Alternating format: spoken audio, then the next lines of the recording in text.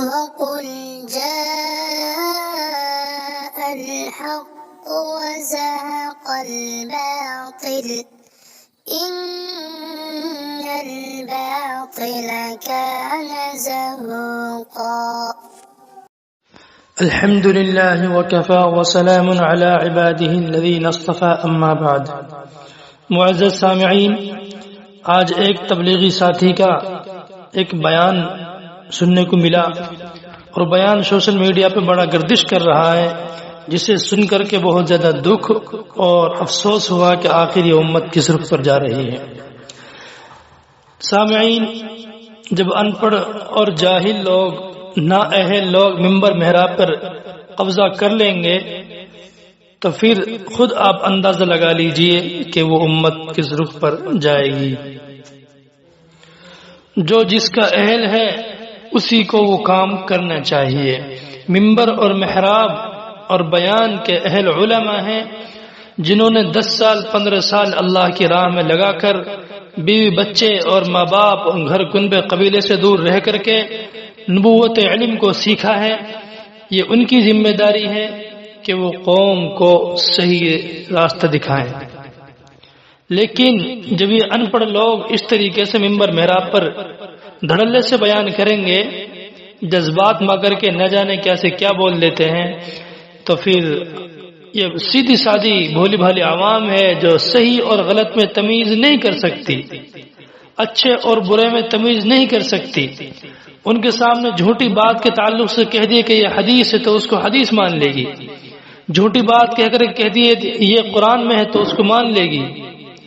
تو ان میں صحیح اور غلط کرنے کی تمیز نہیں ہے، اتنا علم نہیں ہے کہ صحیح اور غلط میں تمیز کر لیں. اسی لیے حضرت مولانا اشرف علی تھانوی نور اللہ مرقدہ نے اپنی بیان القرآن کے اندر جو تفسیر کی بڑی معتبر کتاب ہے حضرت کی، اس کے اندر صاف لکھا ہے، 4 پارے کی آیت ہے، وَلْتَكُمْ مِنْكُمْ آیَةٌ يَدْعُونَ إِلَى الْخَيْرِ وَيَأْمُرُونَ بِالْمَعْرُوفِ وَيَنْهَوْنَ عَنِ الْمُنْكَرِ. اس آیت کی تفسیر میں حضرت نے صاف لکھا ہے کہ جو آج کل الجاہل یا کل جاہل جو بیان کرتے پھرتے ہیں، ان کے لیے بیان کرنا ہرگز جائز نہیں. ان پڑھ آدمی کے لیے بیان کرنا ہرگز جائز نہیں ہے. تو بیان کرنے والا بھی گنہگار ہوتا ہے اور سننے والے وہ بھی گنہگار ہوں گے. آپ اسکرین پر بھی اسکرین شاٹ دیکھ سکتے ہیں تفسیر کا. آپ بیان قرآن کے اندر یہ خود آپ یہ دیکھ سکتے ہیں، حضرت نے صاف لکھا ہے. تو سامعین، جب جن کے لیے جائز ہی نہیں ہے اور وہ اس ذمہ داری کو سنبھالیں گے تو آپ خود اندازہ لگائیں کہ قوم کس رخ پر جائے گی. ساتھیوں کا یہ اصرار ہے کہ اب آپ اپنی بات بہت لمبی کر دیتے ہیں. میں اس لیے اپنی بات کو مختصر کرتے ہوئے اپنے علماء حضرات سے ادباً ایک گزارش کرنا چاہوں گا کہ خدا را اپنے علمی وراثت کو سمجھیے اور اس کا حق ادا کریے، نہ کہ جاہلوں کے ساتھ بھیڑ کی طرح نیچے سر کر کے جاہلوں کے بیان سن کر خاموش نہ رہیے. نہیں عن المنکر بھی عین دعوت ہے، اس کو حکمت کے نام پر مت چھوڑو، ورنہ یہ طبقہ بریلوی طبقہ سے بھی آگے بڑھ چکا ہے. جو ام المدارس دارالعلوم دیوبند نے خدشہ ظاہر کیا تھا کہ فرقہ ضالہ کی شکل اختیار کرے گا، یہ شخص ٹیبل ٹھوک ٹھوک کر بیان دے رہا ہے کہ 27 سال کی جماعت کا شک کرنے والا منافق ہے، انکار کرنے والا کافر ہے. استغفر اللہ. اور جو اس جماعت کا انکار کرے، جو اس جماعت کا انکار کرے وہ کیا ہے؟ وہ منافق ہے، انکار کر دینے والا کافر ہے. یہ جو کہ تبلیغی ساتھی بڑے دھڑلے سے ٹیبل ٹھوک ٹھوک کر کے بیان دے رہا ہے. اب کیا کہیں ایسے علماء کو جو سر جھکا کر یہ بات سن رہے ہیں اور بھی کرامتیں سن لیں، اپنا فریضہ سمجھیں. سامعین، یہ آڈیو اس تبلیغ بھائی کی خود آپ سنیں کہ کتنے یہ دجل اور فریب اور جھوٹ سے جو ہے کہ اس میں کام لیا گیا ہے اور امت کو گمراہ کرنے کی بھرپور کوشش کی گئی ہے. لیکن افسوس ہے ان علماء پر جو اپنی گردن نیچے جھکا کر کے، سر نیچے جھکا کر کے جاہلوں کا بیان سن کر کے خاموش بیٹھے رہتے ہیں. کیا فائدہ ایسے علم سیکھنے سے؟ کیا قیامت کے دن کیا جواب دیں گے؟ کیا ہمیں اللہ کے سامنے کھڑا نہیں ہونا ہے؟ سامعین، آپ یہ خود جو کہ سماعت فرمائیں اور یہ دھیان سے سنیں کہ کس طریقے سے دجل و فیض سے کام لیا ہے. خدا را اس کے لیے اپنے اپنے علاقے میں محنت کریں. ان ان پڑھ جاہل لوگوں کو ممبر محراب پر نہ آنے دیں، ورنہ پھر ایک دن آئے گا کہ نئے دین ایجاد ہو جائے گا. فقط السلام. چپے چپے پر اللہ کا فضل ہے کہ اللہ تعالیٰ نے کام کا تعارف بھی کرا دیا اور کام کرنے والے پیدا بھی. اگر یہ اللہ کی تائید نہیں ہوتی تو کیسے ہو جاتا جی. اور اللہ کی کلی مدد ہے.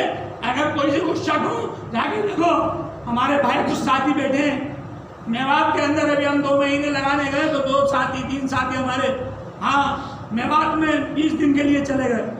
27 سال کی جماعت. اللہ کا فضل ہے، اللہ کے راستے میں چل رہی ہے.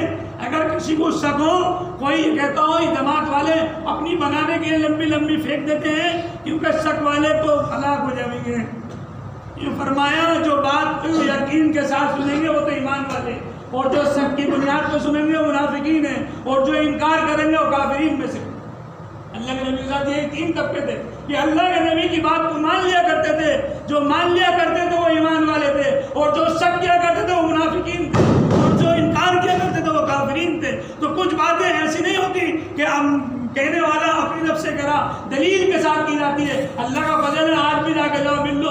27 سال کی جماعت کام کر رہی ہے. اس میں ایک ساتھ کوئی ساتھی ایسا نہیں ہے جسے اللہ کے رسول کی زیارت نہیں ہو گئی اور کئی مرتبہ ہو گئی. اگر یہ کام حق نہ ہوتا تو میرے نبی آن کر باپ کے اندر یہ اللہ کے رسول ایسے آ جاتے کسی نہ ماننے والے کا. اور ایک ساتھی کی تو عجیب کارگزاری سن، عجیب کارگزاری. کیا ہوا کہ اس ساتھی کا گلا بیٹھ گیا، اندر کوئی ایسا پھوڑا نکلا جس سے گلے کے اندر نہ پانی اترتا اور نہ کھانا اترتا. اسے آل انڈیا اسپتال لایا گیا. اسپتال میں ڈاکٹر نے جواب دیا اس کا کوئی علاج نہیں، آپریشن کرتے تو دم مر جائے گا، گلے کا معاملہ ہے، اور اگر اسے دوائی میں تو اتر نہیں سکتی، اس لیے تو اس کا آخری اسٹیج ہے، یہ دنیا سے چلا جائے گا، اس لیے اس کے بچوں میں سے بھیج دو. جب اسے پتا چلا کہ میری آخری اسٹیج ہے تو اس نے یہ نہیں کہا کہ ہاں بھائی مجھے گھر بھیج دو. انہوں نے کہا میں تو 27 سال کے نکلا ہوں، میری موت بھی ہوگی تو اللہ کے راستے میں